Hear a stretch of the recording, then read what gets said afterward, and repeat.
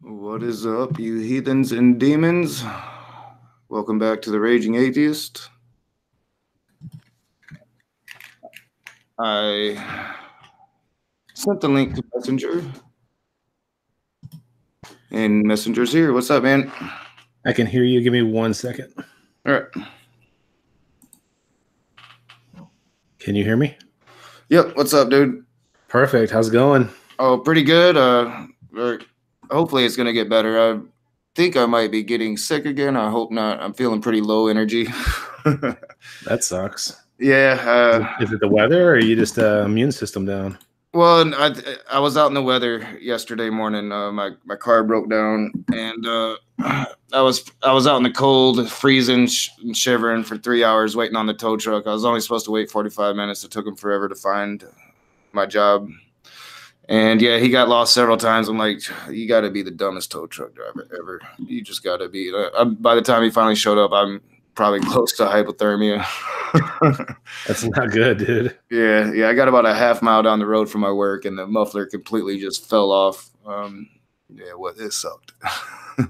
So now my car's in the shop. I haven't heard anything, so it's probably going to be Monday before I get my car back. And yeah, just sitting at home and think I'm getting sick from what happened yesterday morning. You know what? I probably shouldn't be smoking these, but we'll see. Like I woke up at 1 o'clock, so I'm still waking up. I'm not even sure if I'm just tired and need more coffee in my life, or water, or vitamins. Yeah, something. Something. Like I need more coffee, cigarettes, and alcohol in my life. Yeah. No alcohol today. That's not going to be happening. I had what I think 2 or 3 beers last night with X on the show, and yeah, so it's not. I can't say it's a hangover because I only had 3 beers. It's definitely if I'm getting something, it's a sickness from being out in the cold. Hopefully not, because I just got over a damn cold. Michigan is. Sure. You said you lived here. It's up and down, and I'm supposed to be taking more vitamins and this stuff. Yeah, and I'm supposed to be cutting out the soda and drinking more water, and stopping the cigarettes and all that crap. And shit, the whole time I was sleeping last night, my hand was numb and half asleep, which is what the doctors have been screaming. You got to quit smoking. You're gonna lose parts of your hand. So how many years have you smoked for? Oh man, well, like we were bad kids, so we stole cigarettes from our parents really young. I had an uncle that would give us cigars and Busch Light, when we were like 6, 7 years old. So. It was definitely a different world back then. Nowadays, I'm pretty sure that would be considered like child abuse or child endangerment or whatever. But back then, that's just how it was. And so, but I probably started smoking cigarettes like seriously a pack a day. When I hurt my ankle and I couldn't play sports anymore. So always when I played sports, I played football and basketball. Mm-hmm. So I would only really smoke cigarettes and be that bad kid during the summer. And then I'd stop smoking them and get back into my workout routine and stuff. And it's probably eventually what led to, all my injuries in basketball and why I didn't have a sports career is because I never took the health aspect seriously. When I wasn't playing, I was doing all kinds of bad shit, whatever I could get my hands on. Did you grow up in a big city, or did you grow up in like a small town? That's what's weird about me, man, because I kind of grew up in both. Okay. Here in Battle Creek, it's not really a big city, but it's a city. It's I think I've been in the Kellogg Center a number of times. Yeah, so you know what I'm saying. I think it's like last count was like 800,000 people, so it's a small city. But then I was raised in North Carolina in a very, very small community. Like, it was seriously more cows than people, and fields and fields and fields of tobacco everywhere. Everywhere you looked was tobacco. I mean, it was insane. Right. How long did you live? Like you said in your childhood, like from what age to what age were you down in North Carolina? We moved down in the 2nd grade. My dad moved down for a job. Mm-hmm. And then in the 3rd grade, me and my brother both moved back because we missed our mom, and we stayed. Okay. So for a year we was back in Michigan, and then We moved down in the 4th grade pretty much for good. Like, there was one stint for a few months in the 8th grade where I moved back to Michigan, and I hated it. And I lasted like 3 or 4 months and went back. And then I think I was 21, 22 years old when I moved back pretty much permanently. I had a couple years stint back in the South in my late 20s, but pretty much other than that, I've been back in Michigan since. So, people make fun of me on my accent. Sometimes your Southern accent sounds so fake. I'm like, well, I never really had a true Southern accent. It's always been mixed South and North. So my slurs are weird, and sometimes I say the wrong shit, Sure. It's the bane of my existence. Yeah, I lived up there for 30 years. I was there 20 years. Then I went in the Air Force. Was in active duty for 3 years, 3 months, got out early, 9 months early, served twice that in the Air Guard, went back to Michigan to do my Air Guard time up in Mount Clemens. At Selfridge Air National Guard Base. And then I stayed there another 10 years. So I stayed there from 94 to 2004. And then in 2004, I moved back to Arizona where I was stationed. Yeah. My cousin lived in Arizona. He lived out in the desert, and man, he swore by it. He loved it out there. Now he lives in Indiana, and I think he hates it. Like, he wants to go back to Arizona so bad. Yeah, Indiana, Midwest, anywhere in that Midwest, Indiana, Illinois, Ohio, Michigan, Wisconsin, Minnesota. It's just, you get some horrible, horrible weather, especially in the wintertime. Or, how like it gets super humid, hit June, July time frame. 95 degrees, 95% humidity, and mosquitoes just eating the shit out of you. So mosquitoes and we had these really weird bugs. They're called, down south they call them stink bugs. I think up here we call them June bugs. But like we're pretty much being infested with these things right now, like year round. It could be blizzards outside, and you have these damn stink bugs all up in your house everywhere in Michigan. I mean, it's really insane what's going on. Crazy. I mean, the weather's changing, so we don't have the harsh winters like we used to have. We still get our blizzards, but I don't know. It seems like we're seeing different insect life here than we've never seen before. A few years ago, it was an infestation of they're the little bugs with the pincers on their heads. I can't remember the name of them. Stag beetles? Yeah, something like that. Yeah, I mean, and it was an infestation of those, and now it's the stink bugs, and probably in a couple of years it'll be something different. But you just can't get rid of them year round. They're everywhere. It's insane. Right. Yeah, the things that I hated there were like mayflies. When they would just be in those huge swarms for a few days, and they just coat all over your car. Oh yeah. We get the fruit flies really bad up here. Or gnats, like a swarm of gnats, and you inhale about 30 of them because they get. I mean, it's really bad. You can't really, because I lived in the heat down south, and it's a dry heat. North Carolina was a dry heat. You could go out and party and do whatever you wanted to do. Here, I mean, you literally, if you go outside, you're gonna sweat to death. For sure. It's insane. Like, you would think that summers would be a little better considering the harsh winters we have, but no, it's sometimes you're pushing over 100 degrees and the humidity just makes it feel like 130.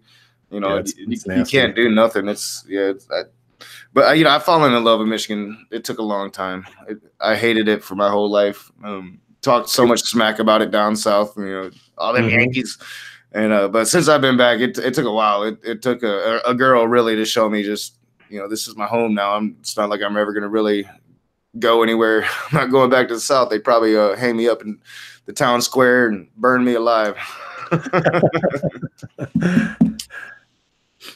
So, we can get to our discussion. I checked out the double slit experiment.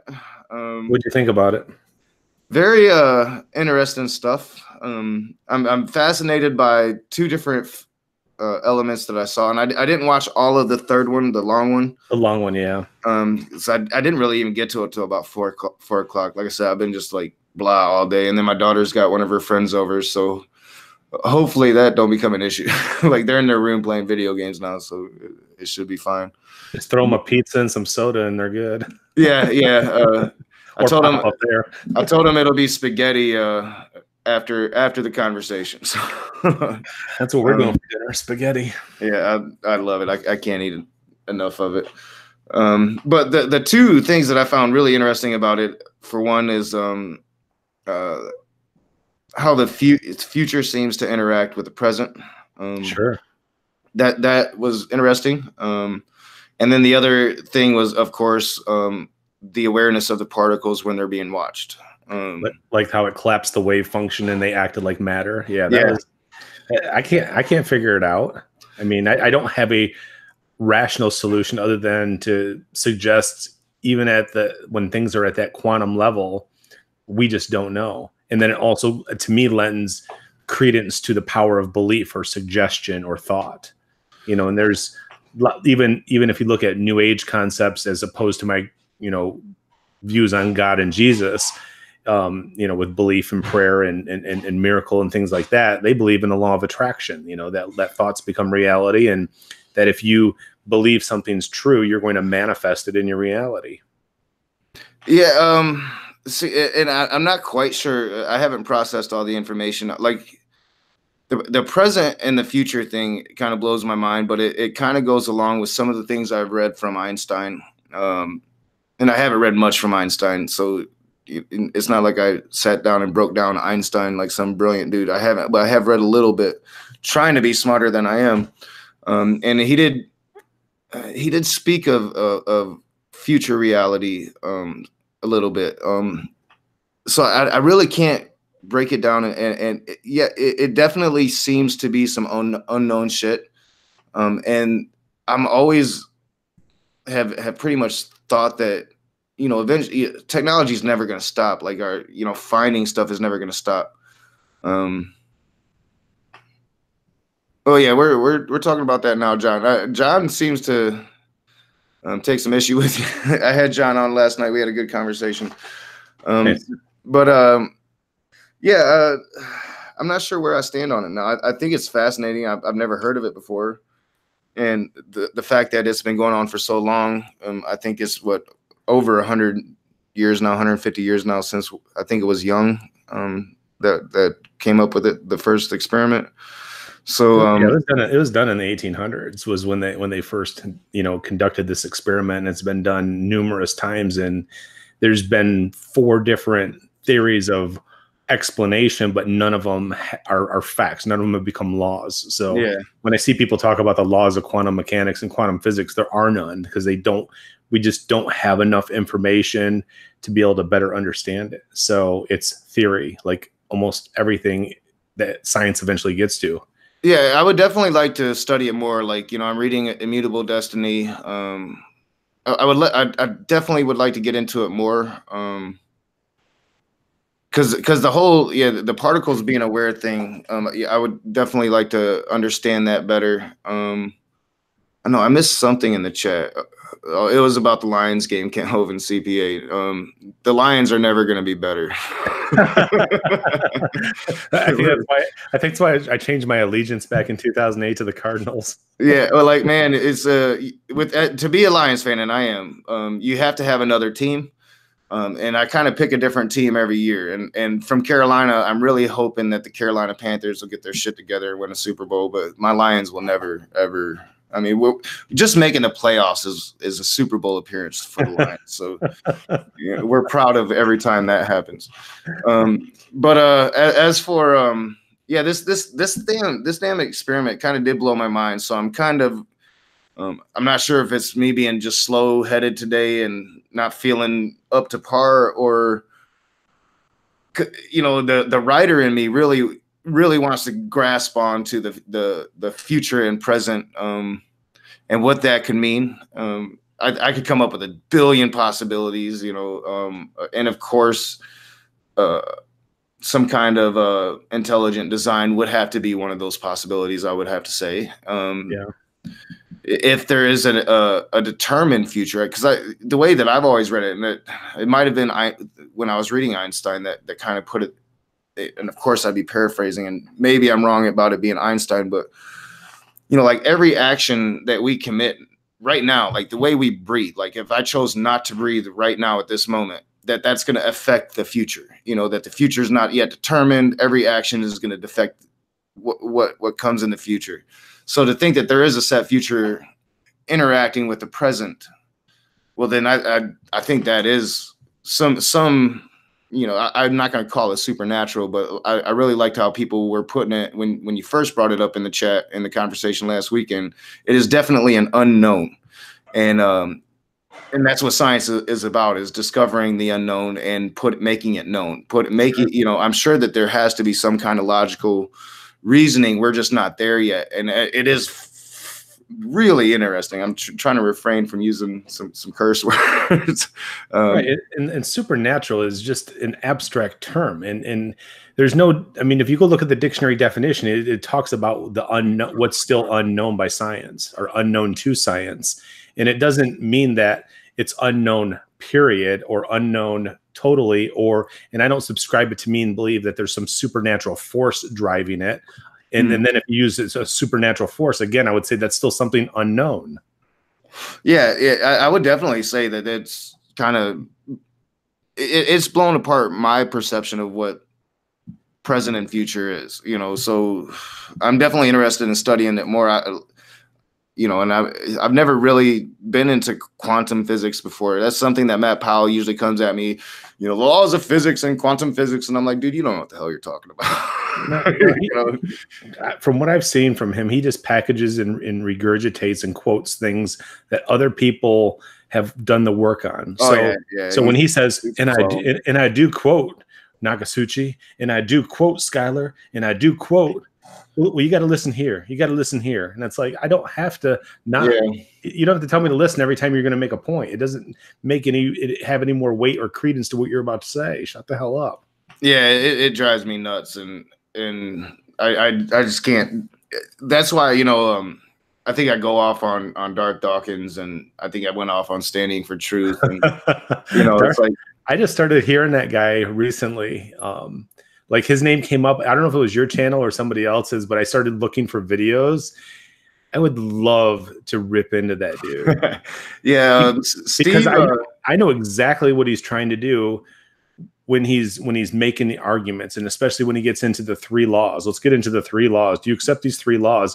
And the only thing he's trying to do is he's trying to walk you down a path that says, my final source is the Bible and you have none. So therefore you can't make any arguments regardless. And I can't take you serious. I mean, that's where he's trying to get you to.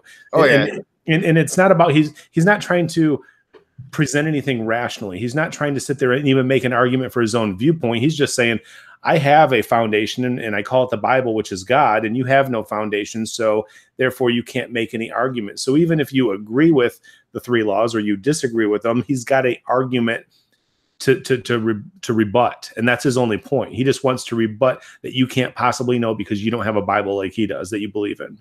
Yeah, I am definitely studying up on him more. Steve from Non Sequitur sent me some stuff, and I'm looking at it. And you know, the thing about, and I'm finding out like he's just this big fraud, and he's been exposed and all this. But you know, like he came at me the first time, didn't even claim to be Darth Dawkins. But even if he had claimed to be Darth Dawkins, I wouldn't have known who he was at the time. I would have never heard of him.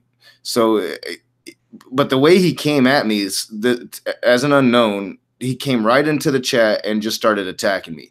Oh, you claim to be the raging. I mean, and just the amount of disdain in his tone from the very first second had me in defense mode. I don't like this guy. The guy that he's coming in and straight up attacking me. And, oh, you're an atheist. Yeah, dude. What the fuck do you expect? I'm the raging atheist. He came onto my channel. Like, right. So right from the get, I'm in defense mode. I'm not liking the guy. So I'm pretty much just rejecting out of hand everything he's saying. And sure. You know, and to me, it's just not a genuine, like I can sit here and have a conversation with you and it'll be good. And we'll disagree and we'll agree on shit, but it'll be a genuine conversation, where with him, there's no genuine to it. He's on his script, and Steve did send me some stuff that, all right, you know, if you really want to take on Darth Dawkins, here's how you beat Darth Dawkins, because it's his script is well known at this point, and he sticks to it. He doesn't want to have a rational conversation. He just wants you to be able to say, I can't possibly know anything, therefore why should I believe anything you have to say? Yep, and that's where I got to. It pretty much is like, well, I watched 2.5 of the videos that Skylar had with him, and they were just ridiculous. Yeah, I watched one of the videos that Skylar had with him, and yeah, Skylar handles him a lot better than me. Really? I thought Skylar was getting pissed. Well, he was getting pissed, but he was able to take it. Like the longest I've went with Dart Dawkins so far was 20 minutes. Yeah, I can't go beyond that. I'm like, dude, get the fuck out, get the fuck out, get the fuck out. I don't want to talk to you no more. You're like, how do I kick this guy out of my channel? Yeah, like, and then he left before you booted him. Yeah, it's the first time I've ever gotten somebody to insult me like that as they left. It was pretty great. But I did deserve. I said some stupid shit in that conversation. He got me unsuspected. You know, he caught me with something that I wasn't ready for. Kent Hovind CPA, thank you for the super chat, $2. My team now has the best quarterback. Mahomes is God. Yeah, you're lucky to be a Kansas City Chief in this moment of time. You better hope we don't get hurt, because you know them running quarterbacks tend to get hurt, and once they're hurt, they're done. But I agree. I mean, right now he's mad and shit. So if he can keep it up, you need some defense. You know, you need to up your game on some defense if you want to win the Super Bowl. They got the Honey Badger. They picked up Tyrann Mathieu for 3 years, so that's going to help out. Well, and I think they'll get it together. You know, I would love to see Andy Reid win a Super Bowl. I used to be an Eagles fan. Eagles for a long time was my second team. I'm not going to be ashamed to admit that I loved Terrell Owens. Became an Eagles fan during that whole Super Bowl run with Terrell, and yeah, I would love to see Andy Reid win a Super Bowl. But let's get back on topic. Sure. Because you are a different kind of Christian. I wanted to explore that too. You're a Christian without. Do you go to a church? I used to. I don't anymore. Why don't I? Because they don't believe in the same things that I believe in, and they don't want to even consider that there's other possibilities that they haven't understood or explored. But when people continue to struggle with the things that they struggle with, and they continue to fail in the ways that they fail, obviously what they believe isn't working for them. And that's usually what I'll put to the test with everybody, whether you're atheist, agnostic, Muslim, Christian. I'm going to put to test who you are and what's not going well for what you want to have in life. And you have to get to some point where I ask a question. I say, how do you know what you don't know? How do you know what you don't know? And there's only one way to answer the question. And for me too, that until new information is presented, you can't possibly know anything beyond what you already understand. And when you realize how programmed we all are by what we believe, by what we hold to be true, then you realize that you're a product of the environments and ways that you grew up that are just unique from everybody else. And the things that you have similar and in common, those are the people you usually draw to. And the people who you're not, you usually spend less time with, you know, whether it's family or former friends or former acquaintances. But when people get so high and mighty about, I know, I'm like, you don't know shit. Unless you can prove it, you don't know. You just believe, and that's okay. Yeah, I agree totally. And that's my atheism is I don't pretend to know. People say I'm an agnostic, and I'm like, no, I'm not. Like, I don't believe in any particular God. I need more evidence. I would personally, I think I said this in the conversation last week, I would personally love for evidence of Thor to be real, you know, but just because Thor's cool. Yeah, just because he's pretty kick-ass, man. And it doesn't have to be Thor. There was plenty of kick-ass gods way back in the day. I mean, just look to Roman Greek mythology, and you'll find plenty that. Man, it would be awesome if they were actually real. You know, I often go back to like wishing that society could be back in those days, because, I mean, if you look at the historical accounts, like a lot of those people actually thought that the gods walked among them. It was part of their culture. That sometimes the gods would be there and they'd be pretending to be human. Sometimes they'd be up on their mountain. I mean, it was really weird how real it was to them, and now we consider it myth.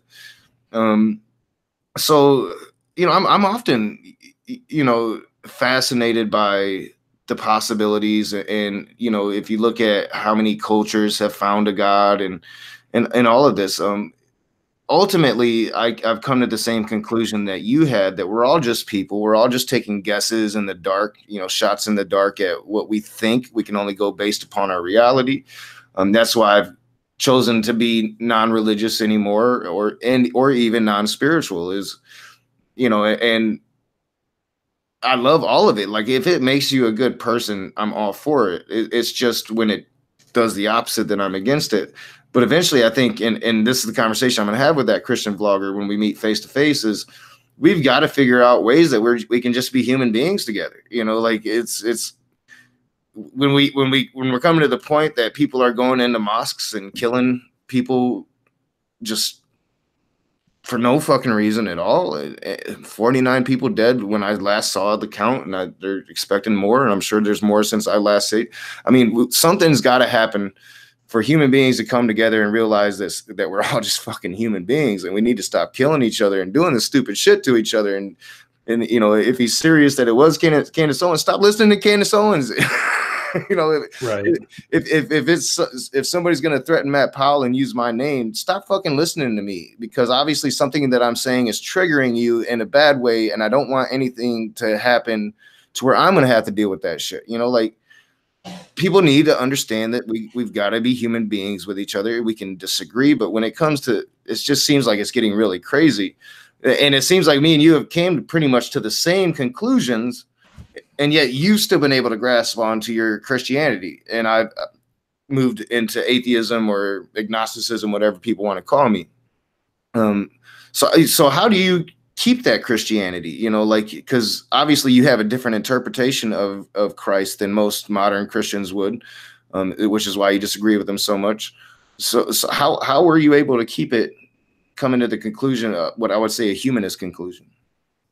Well, I mean, if you don't mind me just telling a brief story of kind of how this evolved, I can do that. Go for it. Yeah, please. So basically, back in the fall of 2005, I woke up with a moment of clarity or a vision or whatever you want to call it that told me that human beings are always doing the best they can, that they couldn't have done anything different than what they've done, which means that life was inevitable. And that was a thought and a belief that was contrary to everything that I believed up to that point. So it's not like I was, you're struggling with my existence, or struggling with my purpose, or struggling with my viewpoint, or struggling with my religion. It was just this moment of clarity and vision. And then about 2 hours later, I'm like, well, that's bullshit. That's not true. You know, I could have made different choices. She could have made different choices. He could have made different choices. I have free will. And so then I took that and I put it to the test. And I was at a point in my life where if I believed something to be true, I attempted to prove it false. And I had been doing that for about 6 months. So I tried to prove that I could have done something different and acted and behaved in a different way than what I did. And when I couldn't get to a substantiated point of saying, yes, I could have made other choices, or I could have done other things, then I started accepting that as a truth and really trying to better understand from a human behavior why we do what we do. And my initial model for that human behavior is human beings make choices based on their internal state of being, which is like your intellect, your knowledge, beliefs, your experiences, and your emotions. And so I held those to be like the four processes that made us do what we do. And then what I did after that is I went into a degree in psychology, finished my bachelor's in psychology to better understand this new truth that had come to me. And then I went and did a master's degree in secondary teacher education, finished that. Then I went in and did a master's degree in clinical mental health counseling. So holy shit. I was really just trying to better articulate and put together a model for human behavior for why we do what we do. And my final version of it, I called the human response model, which is, we receive input from our internal and external senses, and then we interpret that stimulus in our inner being, and then our actions, behaviors, choices, and decisions are what they are as a result of it. So it didn't lend itself to a free will worldview, and it didn't lend itself to a deterministic or even compatibilism as far as their worldviews. I called it destiny. And when I said destiny, I said it's the inevitable outcome based on your inner being. Yeah. All right. And I can get behind that, honestly. It's a very difficult thing to argue against when like if you sit there and said, hey, I did this, I'm like, well, there's a reason. Have you considered how you're thinking, how you're feeling, what's going on with you biologically, what's going on with stuff that triggers you from your past? Like when I see you get upset and I see you start raging, it tells me a story about your past. Oh yeah. So depending on what the topic is, I'm like, well, this is how he copes with this. And he copes with that because this is what's been instilled in him on how to deal with that, and that's how he survives. And then those things still exist because he probably hasn't healed from this, and this that might have happened in childhood or adolescence. Oh And yeah. so then I teach people, here's how you become cognitively empowered. Here's how you experientially heal. Here's how you can learn to manage your emotions in a healthy way so that they're peace and content. And then how do you take care of your biology in a healthier way? And I believe that when you learn to perfect those 4 internal processes, you're conforming to be into the image of Jesus or God. So when I took this model and I pushed it up against, different the 12 schools of thought for individual counseling, it held up against them with no criticisms. When I pushed it up against religion, it held up with no criticisms. But I found flaws and criticisms in everything that I pushed it up against until I came to the Bible. And now most of the books in the Bible failed the test of this human response model, with the exception of the teachings of Jesus in his parables and in his gospel. And so that to me gave credence and strength that indeed he was who he said he was. And he still held to a supreme being and a creator, which he called the Father. Yeah. Like when people said, show us the Father so we can believe too, he says, well, if you don't see him in me, you don't see him. I think he also said several times through the Bible that most that read of him won't understand the truth of him. He said few find it. He was talking about the wide and narrow path. Yeah. Like I agree with a lot of the things you say. One of my questions have always been, just me particular, I can only go based upon my life experience. And like for me, I know most people are with my daughter, right? She's still learning to read. She's a little bit behind her class, basically because of the diabetes thing, and she missed time at school. But she's in the 3rd grade. They're still learning how to read. Getting better. Like they're reading books now. But when I was 5 years old, I not only knew how to read, but I was writing stories. And it's just something that I always did. I always wrote stories. So that's always the thing about destiny and like kind of being born to do something. I don't equate it to like being created by a God to fulfill this destiny, but I do think that people, I don't know, like we're designed in such different ways.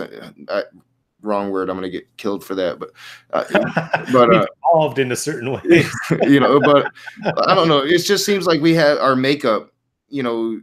I'm going to be a naturally born writer. That's just the things that I find interesting and I'm passionate about. I also like had this feeling my whole life, like, that if I were to find my voice, that people would like my voice. And it's kind of being backed up finally as a 41-year-old man here on YouTube, as more and more people like the things that I say. It kind of has fulfilled that thing that I've always thought about myself. Internally, sometimes I'll be brash and be like, oh, I'm the greatest thing ever.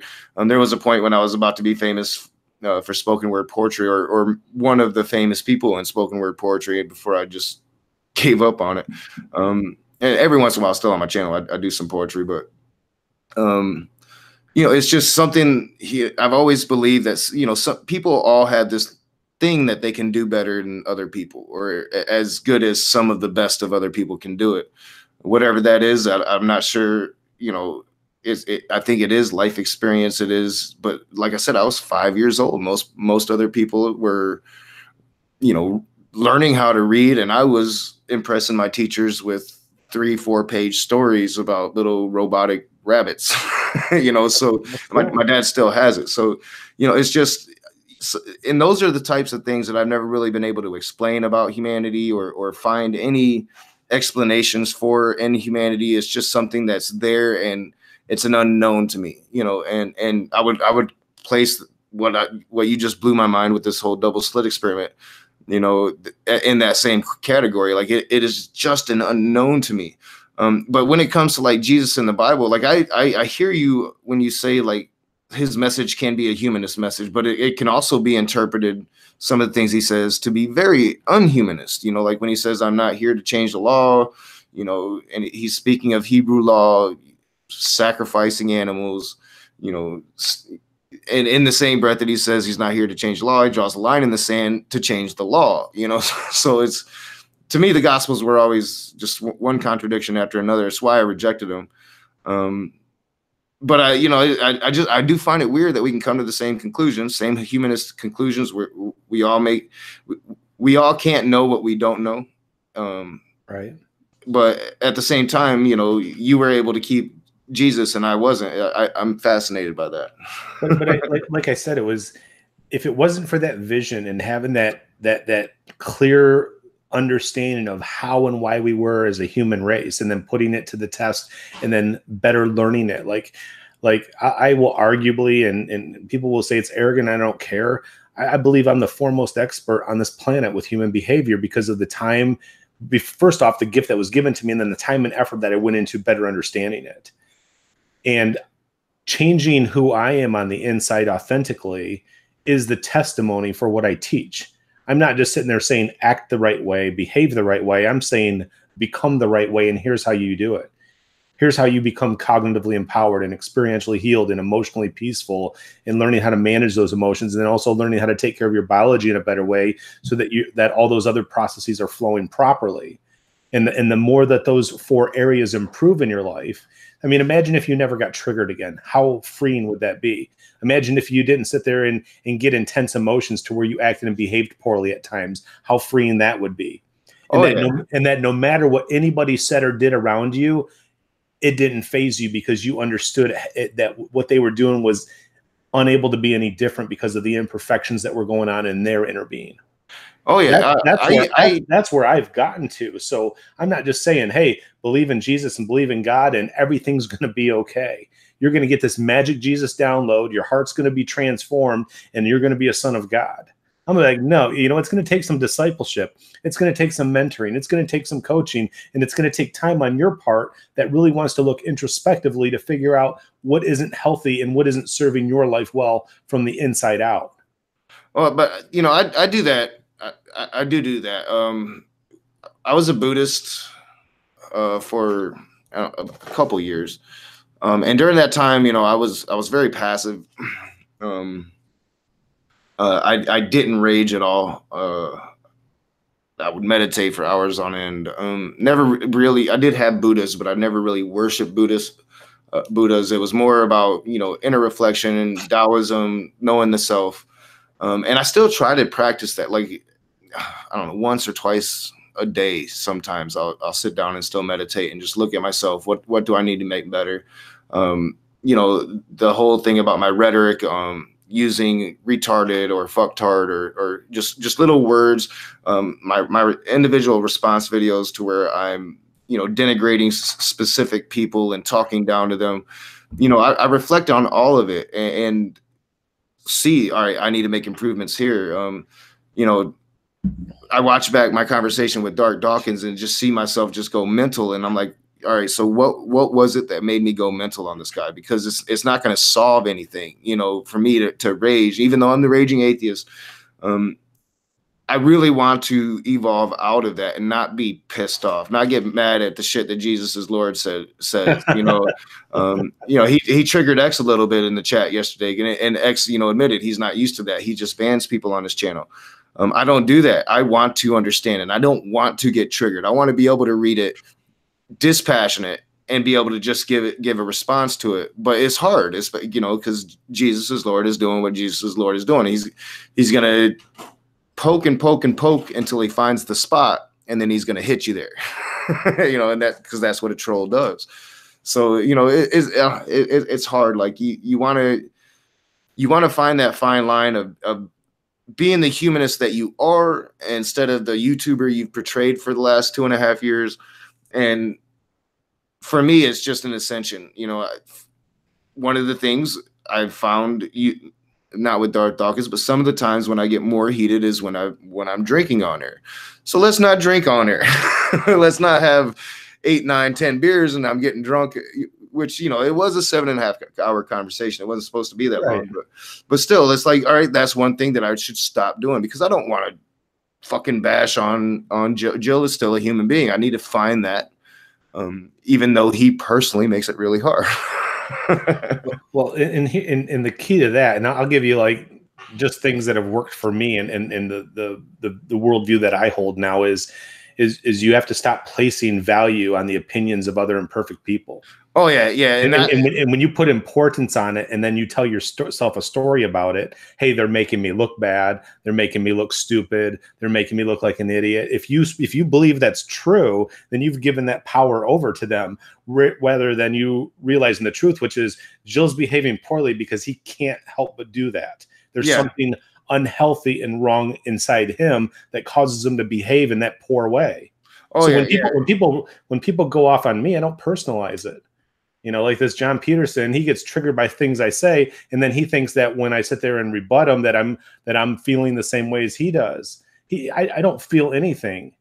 I feel peace and contentment when I'm rebutting his bullshit, because that's what I see it as. You know, and he can sit there and say, "Oh, you're getting upset." And I'm like, you can say all day, "I'm getting upset." I'm not upset, because I don't place value on your ignorant, unhealthy opinion. You're just another human being that's imperfect in the world, and why should I value your thoughts more than I value my own or God's?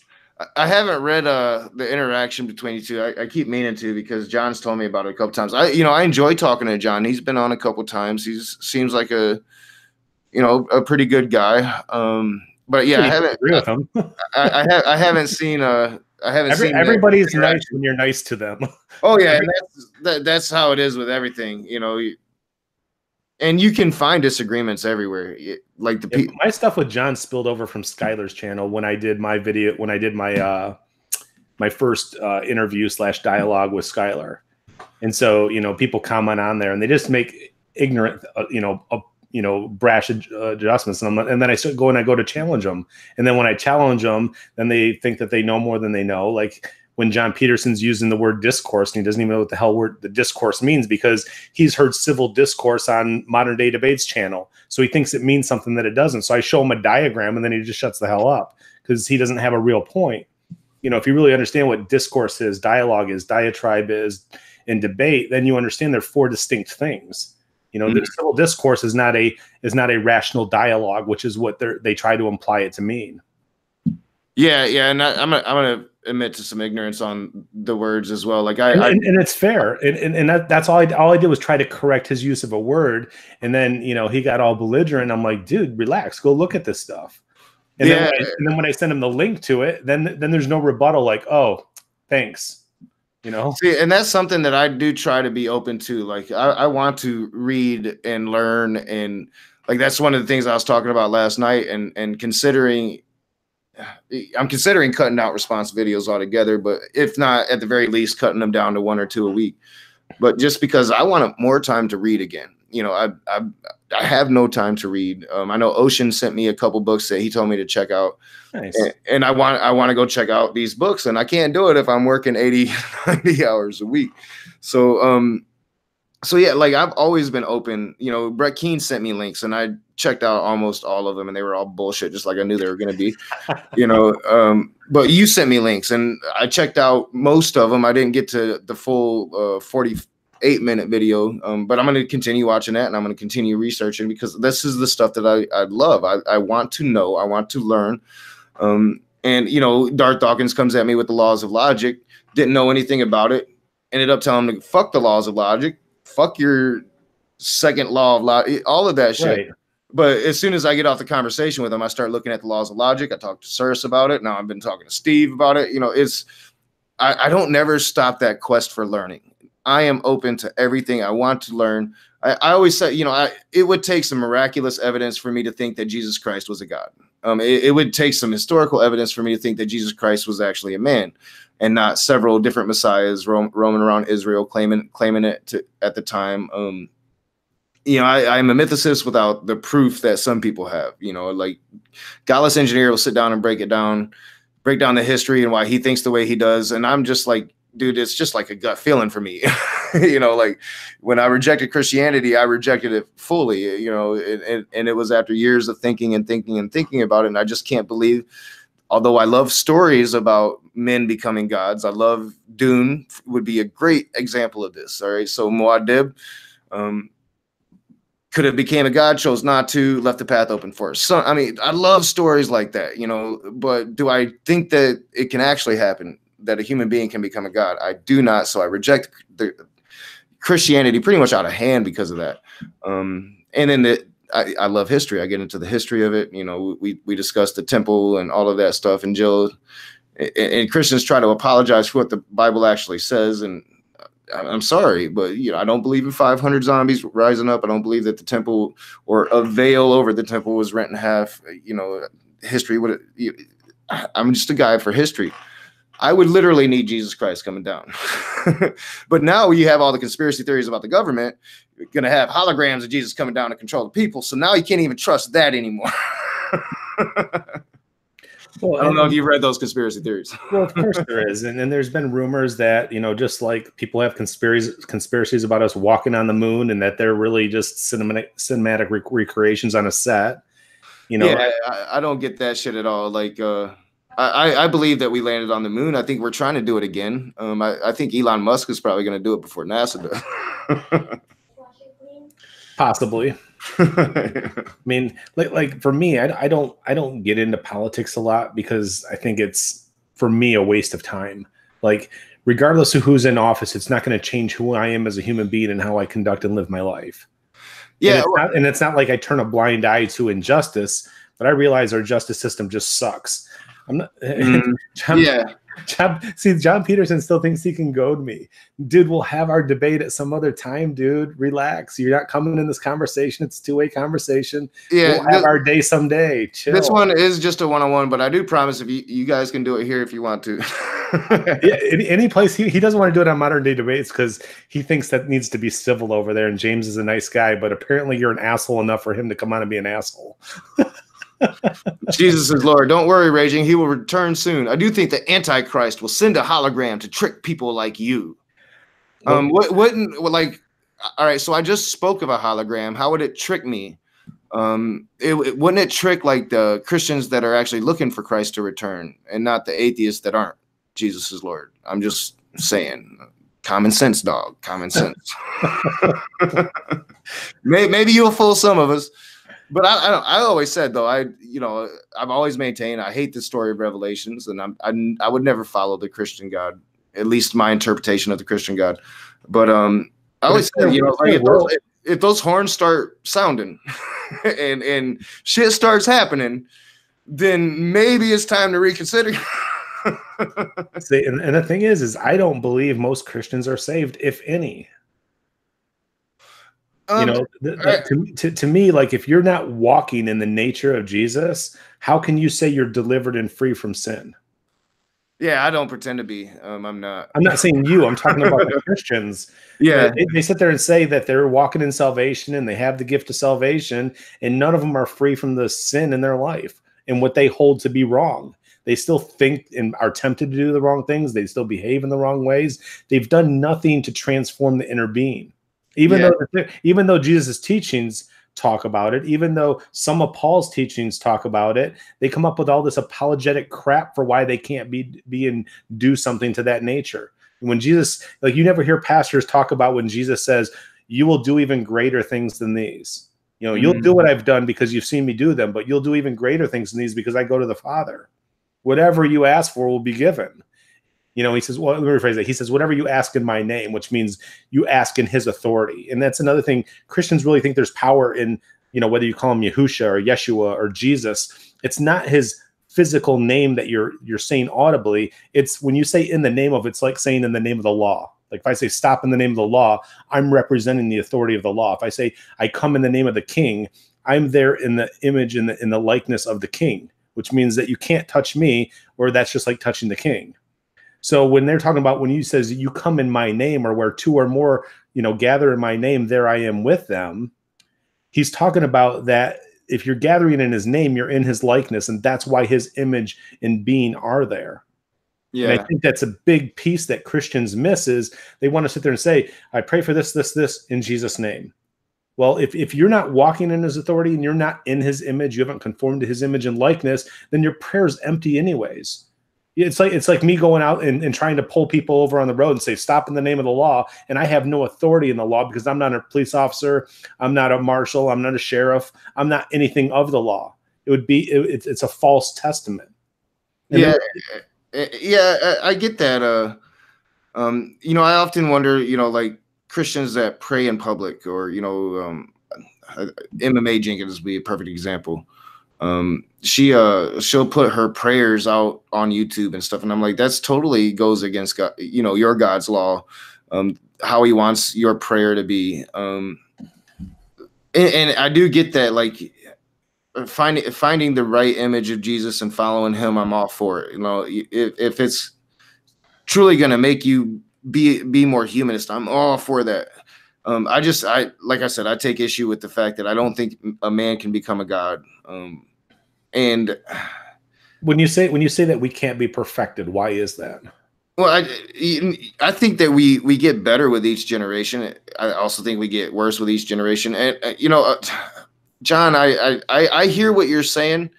I do understand. But this is just a one-on-one conversation that I promised, and I want to keep it to that. I will bring you on, and you can have what you can speak with Messenger, but just a different time. Just a different time. Set it up. I will commit to be here on a day that I'm available, just like I did today. Yeah, dude. We'll work it out, man. And exercise a little patience, John Peterson. It's going to be okay. You're going to have your day in court with me. Yeah. We will make that happen. I don't want to, I'm not trying to ignore you, because I'm trying to keep into the conversation. But just know that I hear what you're saying. I defended you a little bit, but I'm not going to be able to change the Messenger's opinion of you personally. That'll be something that you'll have to discuss amongst each other. Just not in a session that I made a commitment to. That's going to be one-on-one.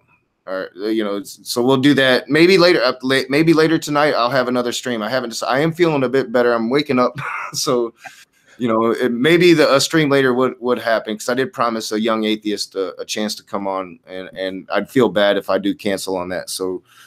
Maybe if Messenger's around and he hops back in, or we will set something up when he has time, and I will give you your chance to confront, and I'll just play moderator, man. I won't butt in. Yeah. And I think there's something going to happen with Jill and I on somebody's channel. I'm trying to, he was originally, Jasic, I think was his old channel, and now he has a new channel that he just set up, and supposedly Jesus is Lord and I are supposed to have some conversation hours after this one's done. So I don't know if I'll be free or not. I don't know if Jill committed to it. If he did, then I'm gonna go beat up on him again. After. Yeah. So Jill's in the chat, so you can comment on that, Jill. I am gonna be on your channel tomorrow, unless I get like sick, but yeah, I'm going to be on your channel tomorrow, so chill out. Yeah, he was talking trash about you last week when you didn't show up. Yeah, well, and I had real life shit happen. There was no getting out of it. I didn't get home till 5 o'clock, and I had to go to sleep. And yeah, Jay was on my channel at least once. He seems like a pretty good dude. I'll try to send the link for. I don't know if I can put links in your stuff. I'll put it in the group chat here, and then you can copy and paste it over. Jill is saying his old channel was canceled, but I think it's the new channel, right? It's on his new channel, but a lot of people don't have it. No, yeah, I'll have to check that out too. What's up, Dragnaut? We had talked a little bit about having a conversation. I want to find out what's going on between him and G-Man. So we'll have to set that up, man. Email me. Yeah, this is an interesting conversation, because I agree with a lot of stuff you say, and then I disagree, of course. With some of it. Well, but I think your take on modern Christians is pretty much spot on. It's pretty much what I say constantly. Well, let me rebut or defend, or however you want to put it, the comment that you made about when Jesus said that he didn't come to change the law. I wanted to comment on it. I wrote it down, and let me paste this link and see if you can get it. So in our group chat and Hangouts, that's the link for Jay's new channel. All right. And, and because I'm not a moderator, I don't think I can paste it into your live chat. So if you want to copy and paste that for them, that's Jay's new channel. All right. That should make you a moderator. I will honor the wrench. Do you have any Christian or theological people in there? I think so. When I made moderators, it was just it was pretty much the night after the big conversation where I had Guzman and Brett Keane and Von Helsing and G-Man and Darth Dawkins and all these people in the same conversation. I had people in the chat saying homos this and fags that, and I'm like, all right, I'm gonna make a lot of moderators. So just people that I recognized that was in that particular chat. I'm like, all right, I like you, I like you, I like you. No more of this shit going on in my chat. and that includes Jill. So when Jill's being all sexist or talking about Democrats killing babies, time his ass out, moderators. I'm really sick of the whole Democrats and babies thing, Jill. It's really disgusting. Please stop. Just stop. So just to address that one stuff, and if there's other like Bible points that you want to be like, well, how can you hold this to be true or hold this to be true, or I have a problem with this, I'd like to at least be able to give you my take on it. But I mean, I've got a billion of those. No. I mean, get to your more pressing questions for sure, or challenges for sure. But when you brought that one up, I just like when Jesus says, "I didn't come to change the law; I came to fulfill it." That was a statement that he made, and the law was not the Torah; it was the Ten Commandments. And the reason that he said that I came to fulfill it was his. If you picture Jesus as a human being that was born to a woman, and that he had his diaspora somewhere in the wilderness. I don't know if it was a decade or if it was 12 years, but there's not a lot that's said about Jesus from his teenage years through his adult life until he's 30 years old and he comes out of the wilderness to get baptized by John the Baptist, right? Yep. So there are some stories. I know there's some like yes, I know Greek accounts, and what's her name? Anne Rice wrote a pretty interesting book that is fiction in my opinion, but she claims that it's real events from Christ's childhood. Yeah. Right. I mean, and there's rumors that he went to the Middle East and that he was the one that started the Krishna, and that he did study with Buddhists and Hindus and other people from the Middle East, or he went into hiding with the Essenes and got into, I've heard that knowledge, with the Gnostic viewpoint. But when he said that I didn't come to change the law, I came to fulfill it. To me, that means his inner being had become perfected at that point, which means he couldn't be tempted. You could test him all day long, and he was not going to fail. He was not going to sin, and he was not going to commit error, because his inner being was so whole and perfect at that time. So his fulfillment of the law was saying, I can't sin. I fulfilled it because I honor it 100%, because I am a good, healthy human being in the image and likeness of the Father. All right. All right. So yeah, and you're not the only one I've heard make that argument. And I think that's what divine means. Divine does not mean he's deity, that he's the creator, that he's a part of a trinity. It means that as a human being, he became divine. He became the Son of God, the firstborn among many brothers and sisters. All right, so it's not really like, a physical manifestation of God himself. No. All right, and I can. But at the same time, I'll sit there and say, God the Father, if I look at the account of Genesis, he says, "Let us create mankind in our image and likeness."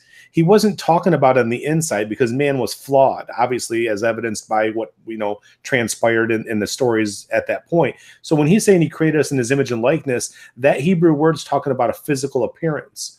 So I believe that however we were created, whether we're engineered or whether it was done in some way that we don't understand scientifically, he took DNA from whatever existed in pre-hominids that he most likely created also, whether it be Neanderthal man, Homo erectus, that he modified and made that in his image and likeness, and that Homo sapien from that day forward walked in his image and likeness, with the able to have the ability to also conform to his image on the inside as well.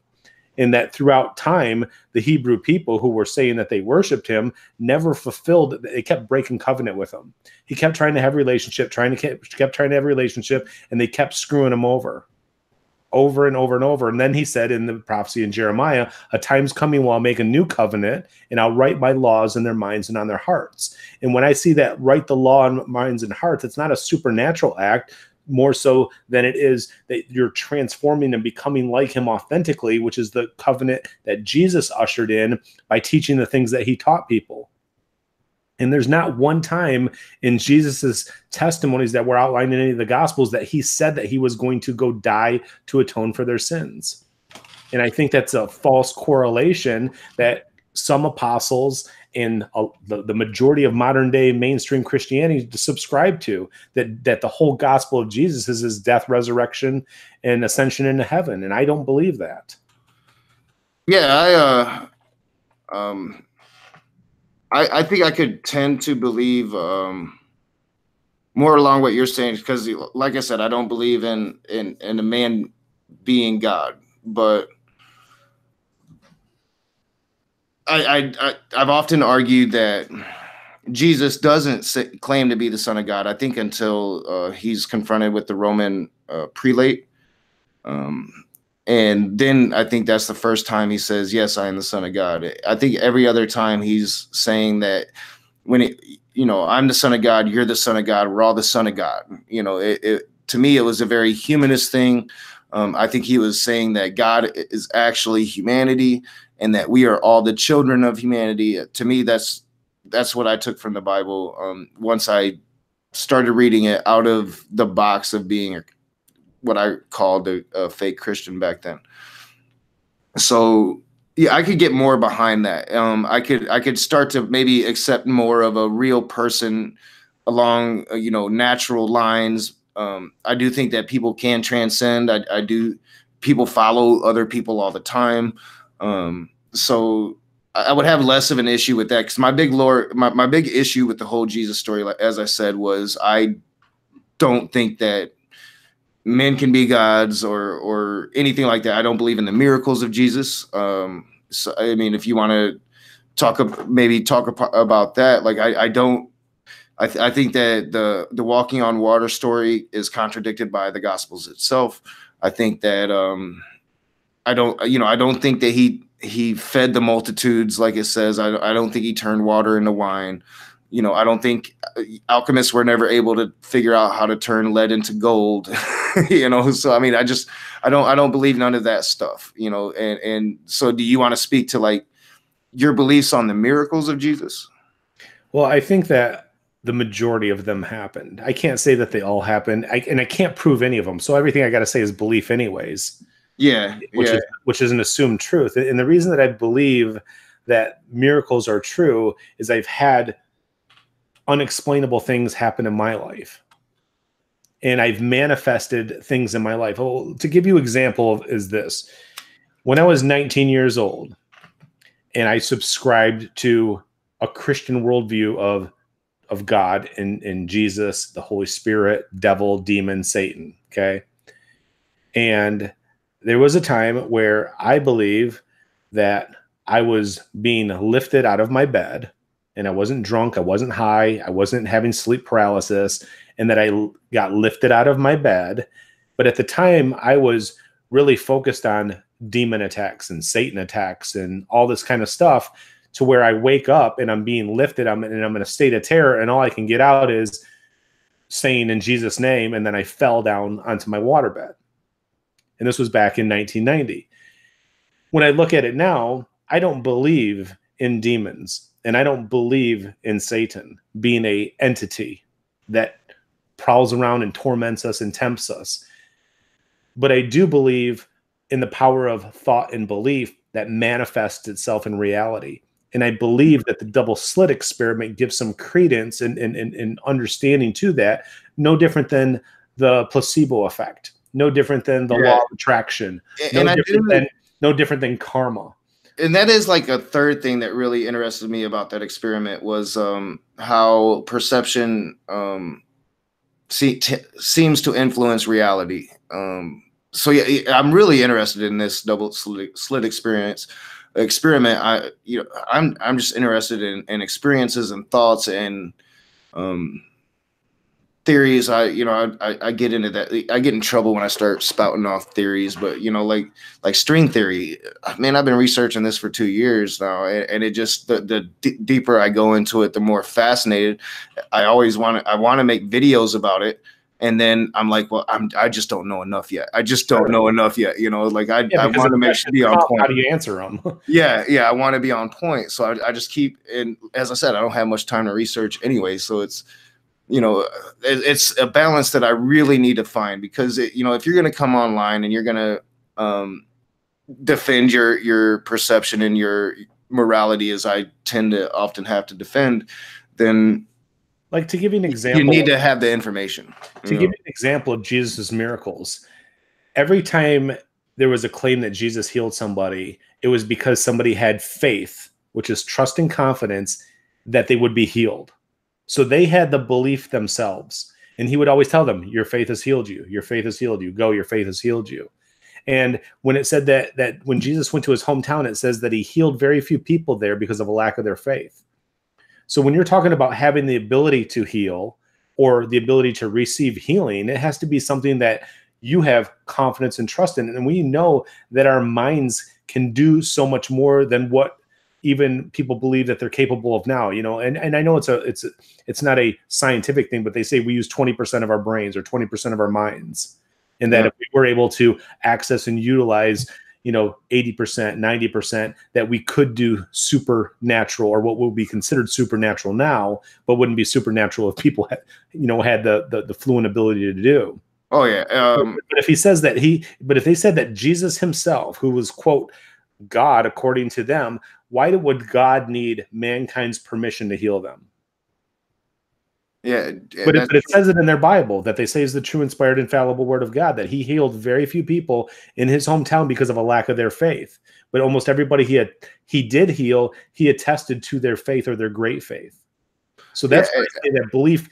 I believe if people, from a scientific standpoint, every different piece of material that's out there, whether it's a wall or it's concrete or it's steel, it's chemical or matter makeup vibrates at a certain frequency, just like our skin does. And one person who was I want to say he was a quantum physicist, and he was a Christian as well. He believed that if people could vibrate or manifest a belief of vibration in their own skin, that the water would become hardened because they wouldn't pass through it, because it would be like the water. And they believe that it's possible. And then there's people who say, well, the water that he walked on, the water was so dense that that's why he was able to walk on the top of the water in the way that he did. So, well, I know with that particular story, I can't remember the specific verse. I do have it written down somewhere because it's part of my whole debunking the Gospels paper I wrote 10, 15 years ago. But like the Gospels themselves do contradict the walking on water thing. One of the stories, he's clearly in the ship asleep. He wakes up and he calms the storms. And in another one of the story, he's actually in the boat and he walks on water to calm the storms. It contradicts itself. I think they're two different events.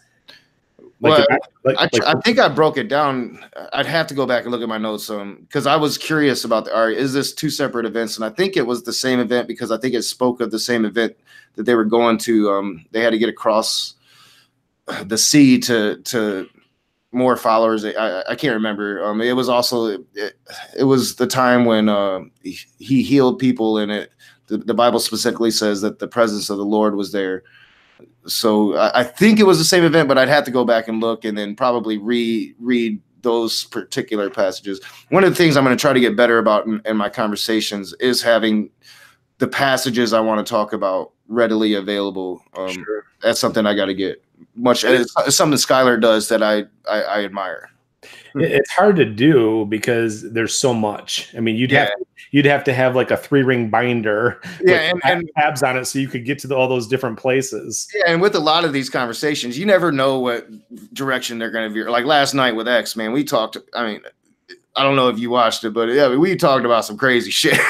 You know, never did I think I'd have X from Utah Outcast on my channel talking about, you know, mason jars exploding in people's assholes, you know.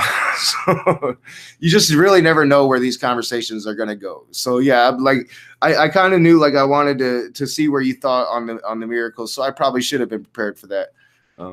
But I didn't give myself enough time to prepare for that because of everything that's happened with the car. And I had a really, once again, last night, I'm like, I'm going to be on for 2 hours, and it was 4 hours. You know, like there's 2 hours gone where I could have really invested some time and got a little more prepared for my conversation with you, but I enjoy it. You know, you are genuine, and to the fact, like, you believe what you believe. And you'll have a serious conversation about that, to where, you know, Jill, he's sitting here calling you not a Christian. I'm okay with that.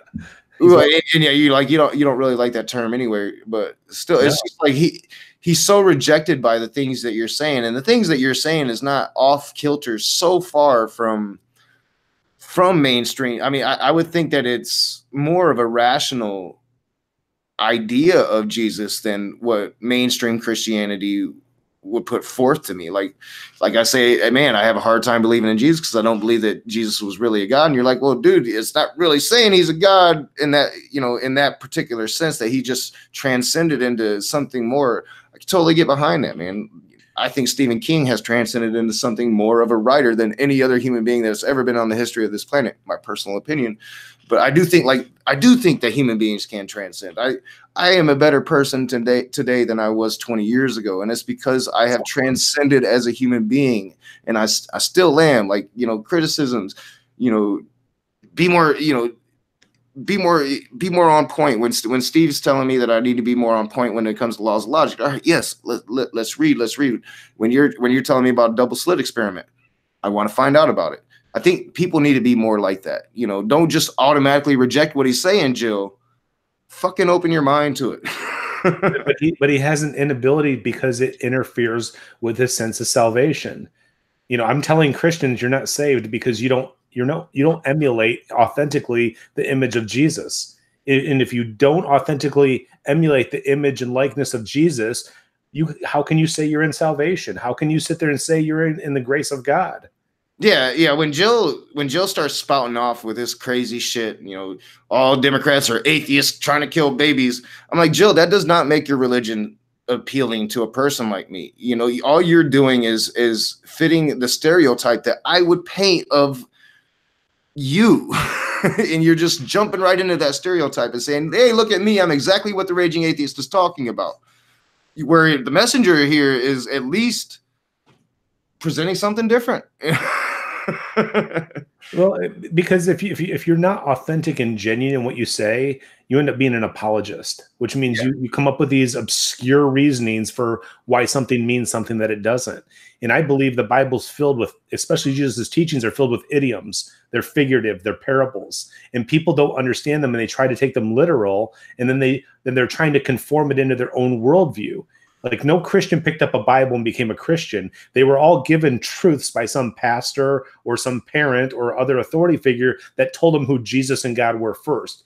Then they went to go use a confirmation bias to affirm those truths. And the ones that didn't line up, you get an apologetic reasoning. And then when you grow up and you go educate yourself and you get out in the world and you're curious about things and you're open to new ideas and you start to question things, then you're no longer just going to mindlessly accept some contradictory statements or some contradictory viewpoints of God. But those people, the reality is they're not really Christians. They're not really followers of God. They're Biblicans. Yeah. They've made the Bible their idol. They've made the Bible their God. Oh, yeah. I have plenty of clips from MMA Jenkins, Girl Defined, Coffee and Bible Time, talking about read this verse, but not just read it. You have to read it over and over and over and over and pretty much just drill it into your brain. And I'm like, no, nothing is meant to be read like that. Nothing is meant to be read like that. These spiritual books aren't meant to be read like that. You should read them. You should take the good and leave the bad. You know, with anything that you've ever read, you should take the good and leave the bad. I love Stephen King. There was some books in his past when he was writing in the 80s that it was hard to read. He said the N-word a lot. You know, we know that Stephen King isn't a racist. All you have to do is be on Twitter to see who Stephen King is. But you read those books and you're like, man, this dude is a douchebag. It was hard to read. You know, so you have to take the good and leave the bad with anything. And too often they're drilling in the bad and not taking the good. As you say, like, you can totally look at Jesus Christ and say, man, this dude was a righteous dude. He was fighting for equality for women. You know, he was fighting to make Israel a better place than it was before he got there. I'm way in line with that argument instead of, oh, well, you know, Jesus wants us to hate gay people, so I'm going to hate gay people. No, he doesn't want that. And if you're taking that from that Bible, we're going to have issues. Right. And like to go back to what I came from again, up until that point where I had that vision, you know, back in 2005, I had a very similar Christian worldview that a lot of people did, other than I was not judgmental in that way. I would never believe I was above something, you know, so I at least had that going for me.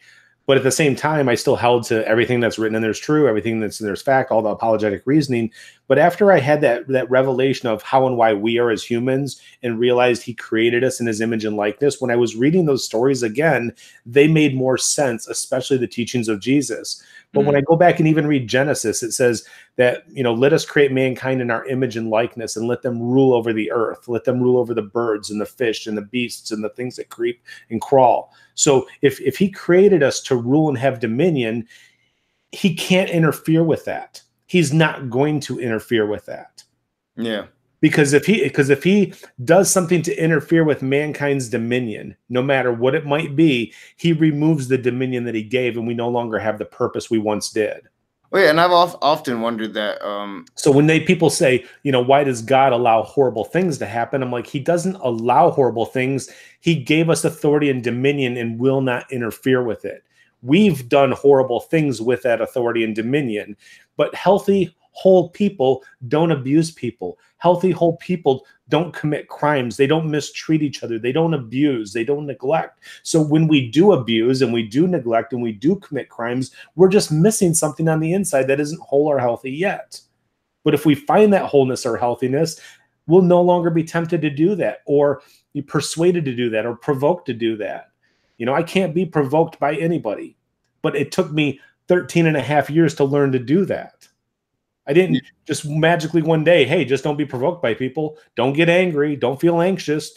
It took time, and it took discipline, and it took reworking the way that I thought and the way that I perceived the world and the way that I looked at other people and looked at myself. And then I did develop self-esteem and self-confidence and self-worth, and stopped valuing the opinions of other imperfect people, and then had empathy for, hey, if I was that other person, I would have done what they did. So I'm not going to villainize them or demonize them. I can say what they did is wrong, you know, murdering people, molesting people, abusing people. That's not okay. But I'm not going to hate you because you did. I'm like, what the hell happened to you as a kid and a teenager that caused those things to happen? And if I lived your life, I would have done them. So there's that humility, that authentic humility piece, rather than just going, oh, nothing I do is good, and oh, all my good works are just filthy rags, and I'm just, you know, all this bullshit Christian humility that I hate hearing. And they don't really believe it, because, you know, they at the same time that they say that, then you can just pretty much read the self-confidence oozing from them. And you're right, like the air of superiority, thinking that they're better. People in my family, I've called them out, like, you are no better than the rest of us. You know, just because you see us as the rest of us as these sinful people that doesn't live by your straight edge code of life, you're no better than we are. You know, and they don't see it. They don't understand that air of superiority that they're putting out, and is just going to turn somebody off like me just completely off. And then you point it out and they get angry at you for pointing it out. Well, how dare you? I'm a follower of Christ. Well, you're a follower of Christ that is a dickhead most of the time. You know, you can't take that away. How can you call yourself a follower of something that you don't emulate authentically? Yeah. Because if you're treating people poorly, and I'm not talking about being harsh. I'm fine with people being harsh and truthful with people, as long as you're not doing it for the purpose to, you know, pour gasoline on their fire.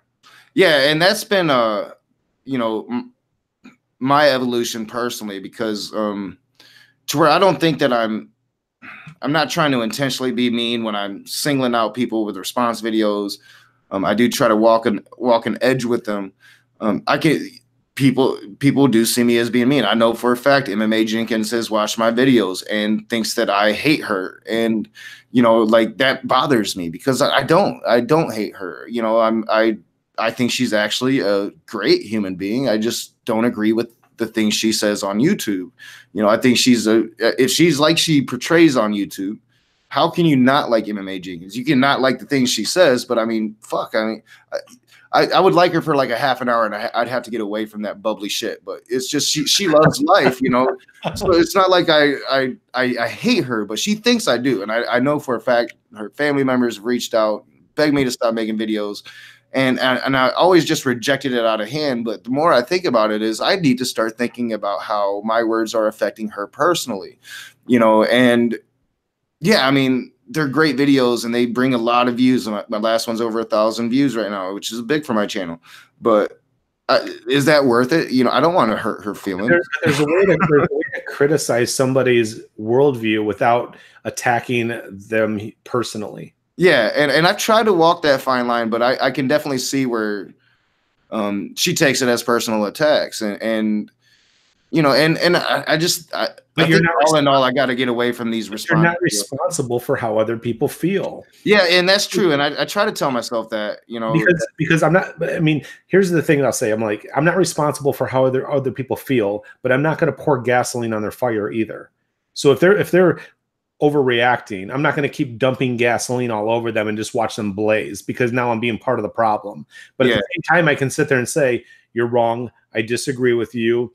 Your judgment is incorrect. You're ignorant about this. And I can be matter of fact about those points. And you can call me arrogant, pompous, or whatever. It doesn't matter. I'm holding you accountable to the words and your actions, but I'm not going to say you're a piece of shit, or you're a heathen, or you're going to hell, or you're a loser. I'm not going to belittle you as a human being, but I'm going to say you're wrong. I'm going to say you're ignorant. And if it hurts your feelings that you're wrong or ignorant, that's not my problem. I have to stand firm on the truths that I hold true. And if you are somebody who believes that they need to speak up against things that are bringing harm to other people's souls or well-being, you have the right to make response videos. I haven't done it yet because I try to focus on building people up rather than focused on the troll that's burning down the street. Yeah, and that's where I need to work on, because you know, all of my response videos are real response videos. I don't script them. I do watch the clips before, but I'm always watching the clips and then getting in front of the camera and responding. And it's when I go a little too far with it. You know, when I start, I don't know, some of the words that I say, you know, just that I'm digging at a personal level. Like I should stop that. But just, you know, with this whole Godless Cranium thing, you know, the response videos scare me now. It's like YouTube's cracking down on it. So I'm enjoying this format not more than, you know, I'm enjoying actually speaking with Christians instead of speaking about Christians. I'm enjoying speaking with other atheists instead of speaking about atheism, you know. So I think I'm just changing because I've got more access to do stuff like this, to where the channel is going to change as a result of it. But just personally, I don't want to be that fucking asshole all the time, you know. So like, I just need to stop with it. Well, I'd say find out what it is that's triggering that in you, because otherwise you've allowed yourself to be a slave to what they're doing or saying. Yeah, you know what I'm saying, you've given over some of that power to them. Yeah, and that's something that I do need to look at. Like, and I have been, like, when I do get triggered, why am I getting triggered? What is the reason? When I was on Brett Keane, I looked at that conversation. I know exactly what it was. You were right. It's usually when I feel like the voiceless or the powerless are being trampled on. And that is something from my past. Real quick, Atheist Rationale. Feel free to put Jill on timeout for any. You know, that's why I got you guys as moderators. Jill, you need to be nice, man. You got to be nice. Stop trolling. Act in my chat how you at least act when we're talking. Reprehensible, but not too reprehensible, you know. Like some of the shit, man, like I don't know, like he gets on that keyboard and Jill's like got more words than he does when he's using his voice. Exactly. I didn't want my conversation with Messenger to be about Jill, and it's been about Jill for most of the damn time. The atheist John Peterson had to leave. Apparently I was too much for him. Yeah, he got a little mad. Yeah, I might have a live stream later. I'll bring him on and he can voice his grievance. I do like John. You know, I enjoy talking to him, but he's just got to understand when I make a commitment one-on-one, you know, I'm here to have a conversation with Messenger Reveals, not, you know, moderate a dispute between two people. Well, right. I mean, and you're not, and even if we're both on your channel, you're not moderating a dispute. You're moderating a debate. Yeah, yeah. You're giving people equal opportunity to express their stuff without being talked over each other, unless it's an agreed upon thing to have that, you know, back and forth, insult, tirade, speak over type stuff. Like, there's different ways that you can have conversation and dialogue and debate, and I don't mind any of them because I'm pretty firm about what I believe. And I'm open to where I'm wrong. If you believe I'm missing a piece of information that would change my way of thinking, I'm open to hear it. But I've spent 13 and a half years trying to be wrong. Oh, yeah, yeah. I've already tried to prove myself wrong and couldn't come up with a reason. I can tell. I can tell from our conversation that you know your Bible inside and out.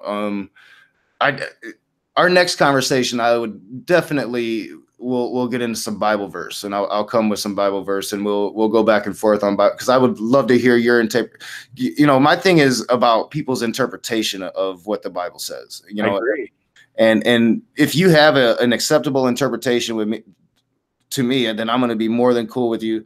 If you don't, then what I need to really work on is how I'm coming across with it. You know, and that's something that's a work in progress.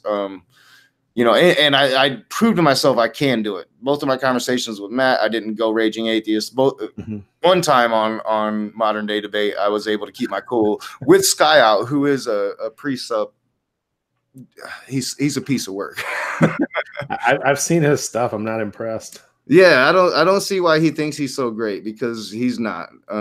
He's saying things that he thinks will trigger people because he feels if he gets them off their game in that way, you're going to behave poorly. So you just ignore that bullshit and just do you. Yeah, and that's how I was able to beat him pretty easily. And then Cult of Dusty did the same thing to him with the same. He hasn't won a single argument that I've heard. Me neither. And he claims to be undefeated. I'm like, dude, Skyler kicked your ass. He's a legend in his own mind. Yeah, so but you know, like me, I don't believe I'm a great debater. I never claimed to. But if we start talking truths, I'm going to back you into a humanistic corner of who you are. Yeah, and that's what I've liked about this conversation. You've challenged some of the things I've said. I've challenged some of the things you said. We've been able to keep a civil discourse. I don't really understand why John has such a problem with you. I do need to go and read those messages. Some people just don't like people. Well, because I don't react in the way that he wants me to be able to react. He wants to be able to get a rise out of me, like I've obviously got a rise out of him. And I think that when people have those insecurities, or they have those things that they know are imperfect that they don't like about themselves, and somebody pokes at them, then they want to sit there and try to get somebody on the same thing, because then at least we're both having a struggle. But I don't have those struggles because of what's been given to me. I'm not magical and I'm not awesome. I got lucky. I would definitely love to have that conversation here between you guys. Absolutely. It won't be pretty, because he's going to try to get a rise out of me, and it's not, no matter what he says, it's not going to work, because I'm not going to value his opinion. Now, if he wants to reason and argue facts, let's have a debate. He could probably win a debate. Let's do a debate. That's what he's got the best chance. But if he wants to talk about character, and if he wants to talk about, you know, he says I'm a lying piece of shit, I don't lie because I don't have any desire to deceive anybody. Yeah, I don't think that I haven't heard you lie about anything. I don't see how, like, unless you can get into the mind of a person, you don't really know if somebody's lying. Yeah, are they really trying to deceive you or not? And that's what lie means. You can say I said something untrue. Yeah, it happens with me all the time. You know, I put my foot in my mouth and have to retract shit. And no, I didn't mean to put a mistruth out there, and I'll try to correct it as soon as I find out. It just happens, you know. But then humans are always so quick to jump on the whole lie wagon. Oh, you're a liar. That's lies. That's lies from the pit of hell. And I'm like, shut the hell up. I'm not trying to deceive anybody. No, but I have enjoyed having him on. He does seem to have some. He was on last night. Did you have? Yeah, he was on last night. Because I haven't seen him speak yet, so I'm going to go watch that video just to kind of get an idea of his behavior and mannerism, because maybe I just trigger him. Maybe I remind him of an abusive stepfather in his past. Maybe, because we had a good conversation last night. It was a wide-ranging conversation. X came in, but yeah, John was pretty much there the whole night. And I enjoyed talking. Like, I think that, yeah, if you guys just talked, you'd work shit out. Unless he couldn't let go Yeah. Like this whole because I've been beaten on him in both Skylar's chat, and then when he was opposing me and told me that I was no better than Jill in yours when we had that last conversation last weekend. He's like, Messenger reveals is no better than Jill, and then I just basically rebutted him, and then it was a long laundry list of just back and forth, you know, and it was a big dick swinging contest. That's what it was. Well, and I know a lot of people get confused with me. Like, why do I go hard at some Christians and not at others? And it's basically just how you are as a human being. You know, like if I like you, I'm going to have a decent conversation with you. If I don't, it's probably going to have more animosity. I happen to like you because you've been genuine with me from the get. And that's what I'm about. It's when you come with fake arguments or I don't think you really believe the things that you're saying. That's when you're going to really start to trigger some of maybe the open disdain, which would lead to open confrontation and yelling and screaming to where, yeah, me and Messenger here are not going to agree on a lot of the stuff when it comes to the Bible. But what we do agree on is we have come to the same conclusion that humanism and just people are going to be people. When you come to the same conclusions, in my opinion, it doesn't matter how you came to those same conclusions. You're in the same place. That was one of my big, things with, I think it was Sky. It might've been Apology Supreme in our Twitter conversation, but it doesn't matter if you got to point B through Christ and I got to point B without Christ. What matters is we both got to point B. That's what matters. Sure. And I think it does confuse some of because they're like, man, we never really know when rage is going to be rage. Well, you can know it because just look how I interact with somebody.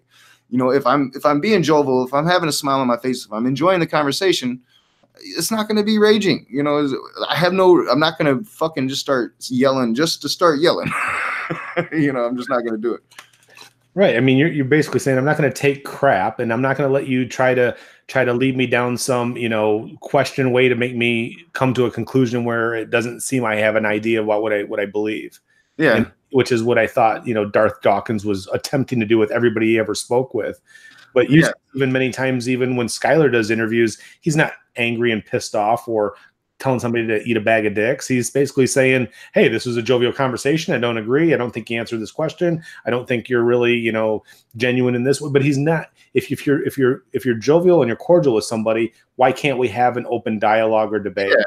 Yeah, and I love the open dialogues and debates better than the yelling and screaming and I'm trying to make you look bad, you're trying to make me look bad. That's not being good human beings to each other. Like Apology Supreme, I try to be decent with him, and he just went on to try to make me look like a fool on Twitter. Like, dude, this is not you're not being a genuine human being when you do these things, and this is why nobody wants to talk to you anymore. And here's the sad thing, that's all they got.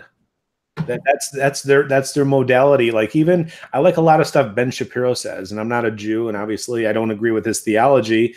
And I like a lot of the ways he's logical about some of the things that he rebuts in even politics. But I don't agree with attacking somebody to win an argument.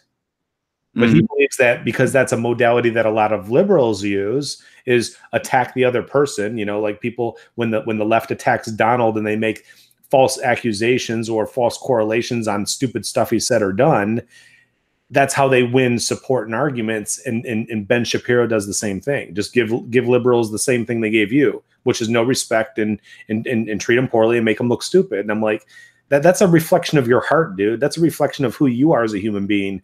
How is that making the world a better place to live? I know. I hate it when liberals are just anti-Trump to be anti-Trump. I really think people should support Trump when he does right shit, even if he does it for the wrong reasons. If you're a Democrat and you're anti-war and you're speaking out against Trump getting us out of these wars, what the fuck is wrong with you? And then when you go and do complain about something legitimate, you should complain about when it comes to Donald Trump. Well, people aren't going to take you seriously because you've done showed your hypocrisy. You're just anti-Trump just to be anti-Trump. So I'm not going to take anything you say seriously because everything you say is anti-Trump. You're not willing to grant any ground. And it's hard for us on the left with Trump because he just the greatest blunder speaker in the history of mankind. But if you're an anti-war liberal, why are you going to act like you're for war when he's going to pull the troops? Like, it just doesn't, you know, if you're an anti-corporate liberal, why are you going to talk smack when he doesn't do the TPP? You know, like, it just, give him credit where credit is due. So when you do speak out against him, people will listen instead of just hear anti-Trump all the time. And I get in trouble with it with liberals all the time. Oh, you're supporting Trump. No, I'm not supporting Trump. I'm supporting pulling troops out of wars. I've been screaming about pulling troops out of wars for decades now. It has nothing to do with Trump. You know, but oh, I'm a bad liberal because I'm agreeing with something Trump's doing, or you're not taking into account the allies we're leaving behind. I have never taken that into account. I don't agree with war. Right. You know, that's just me. You know, if you agree with war, then you probably don't like what he's doing because you want to be in war. You know. Sure. I'm sure Bolton doesn't like it. You know. But, you know, the conspiracy theory is he's getting out of all these wars so we can go to war with Iran. You know, that's the liberal conspiracy theory now. I mean, I always say when it comes to either politics or governments or countries, everything's about power, pleasure, and prosperity above all. All the reasoning we get down here at the civilian level is just so that we support whatever it is for their power, pleasure, and prosperity. Yeah, and we need to stop playing team sports when it comes to politics. Politics is not a game. Sure. You know, it really disgusts me when it's team sports. So, you know, I love Bernie Sanders, but sometimes Bernie Sanders says stuff that I don't agree with, and I'm going to speak out against Bernie when he says those things. But you realize he just says things that are going to appeal to the most. Well, my thing with Bernie is, you know, I've been a Bernie fan for a while. Bernie's been consistent for 40 years. He's been saying the things he says now for 40 years. Just now he has the voice he never had before.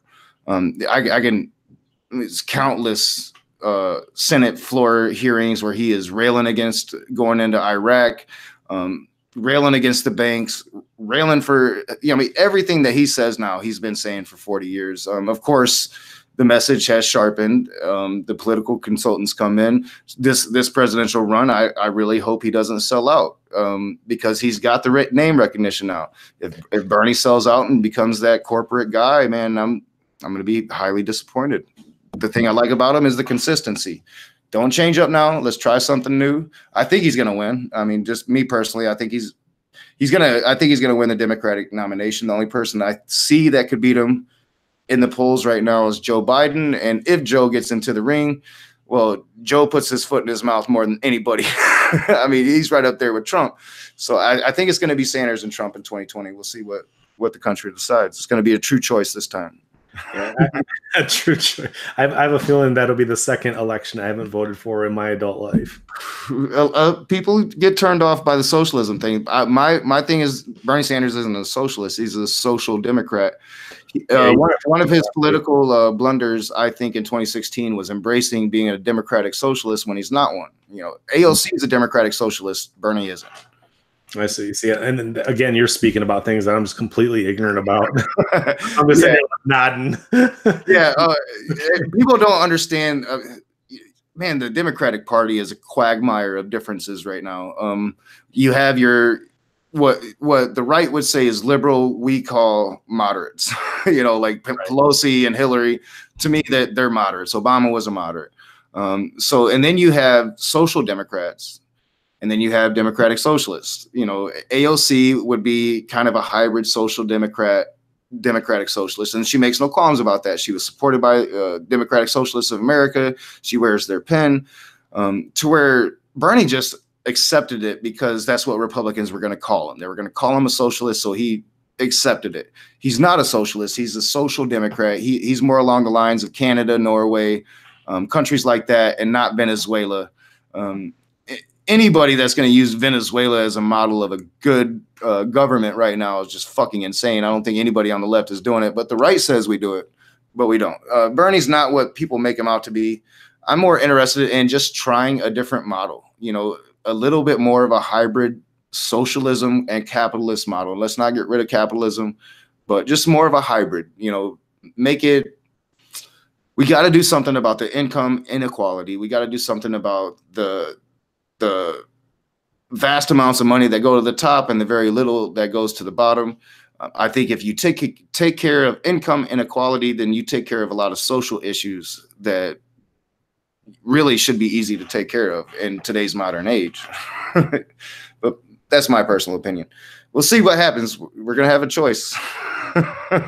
You all have a choice. I get to sit back and just watch and enjoy the entertainment.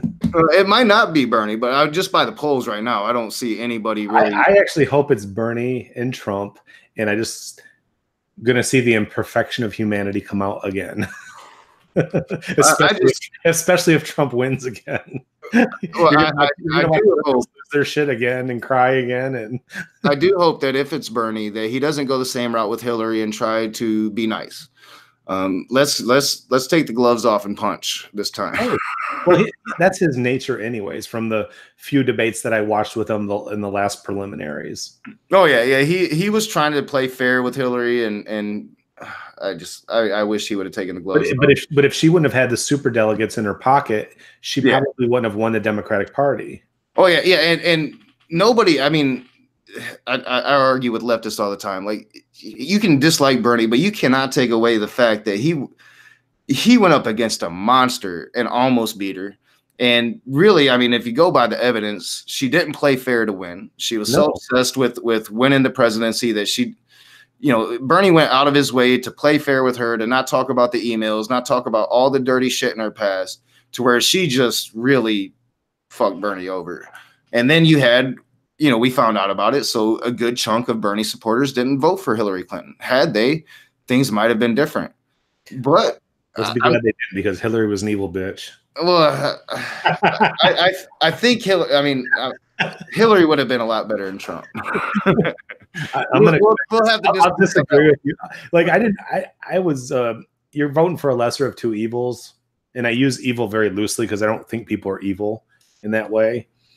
I think Trump is, and not evil like just by my concept of what evil is. So, from the point of view of a man that was raised poor, that had to fight for everything that he's ever gotten in his life, I think that Trump and their mentality isn't that they want to betray the country or any of that shit. I just think that they have to win, and they feel entitled to win. And to me, that's evil, but that's just my perception of it. That's just my perception of it. Sure. But I don't know how much time we had, or if you had any more questions. I wanted to just touch on one more thing that has nothing to do with anything. All right, yeah, I do want to wrap it up. So yeah, let's go ahead and go in there, because I need to start dinner for my child. get that spaghetti going. Yeah, definitely. I'm getting hungry. So you had mentioned that you are a writer, and it sounds like you're more on the creative writer side, more so than you're writing a self-help book or how to be a good atheist. No, yeah, well, and it's changing now. I've actually started writing a book for the channel, about atheism that I'm going to promote on the channel. Probably be sometime next year when I publish it. But up until this point, it has always been more of the fiction, adventure, fantasy type stories. Well, I'm going to say here live on the air, I want to do a project with you then. All right, I'm down. Because I have an idea for a cool ass book now to eventually become a script in a movie. And I don't have the creative gene like some people like yourself in the world do. Oh yeah, I'd definitely be down. Yeah, we'll have to talk about that. We'll talk about that. So offline sometime. Yeah. Or maybe even when we cut out of this and you click for us to go offline, let's chat a little bit in Hangouts before we hang up. All right, yeah, and because I'd definitely be interested in that. Yeah, we'll do that. I'll have about 10 or 15 minutes. We can go through it real quick, and then we'll have another conversation offline about it or something. You have. And then let's set something up again in the next month where you can grill me about specific stuff in Scripture. All right, yeah, I want to do that too. Because that I think that would be a good conversation. You seem to know your Bible. And look at both, and let's do both Old and New Testament. So whatever things, especially those hot points for yourself. Yeah, I would definitely like to get your interpretation on slavery in the Bible, on a lot of things. A woman being passed to her dead husband's brother, stuff like that. I would love to get into all of that. Perfect. Well, I appreciate you having me on again. It was and giving me a platform to be able to share my theological views and in a respectful way both ways. Oh yeah, anytime, man. I enjoy the conversation. I'm definitely looking forward to getting you and John on, so you guys can do your thing. Put the gloves on. Yeah, yeah, and but then yeah, we'll definitely schedule in about a month. We'll do that Bible thing. I think that would be awesome. Perfect. But yeah, we'll get off here and then I'll keep you on. So guys, I haven't really paid much attention to the chat. So as always, I'll go back through and watch, and if I think I need to comment on anything, I'll make a comment in the comment section. And I will see you guys soon.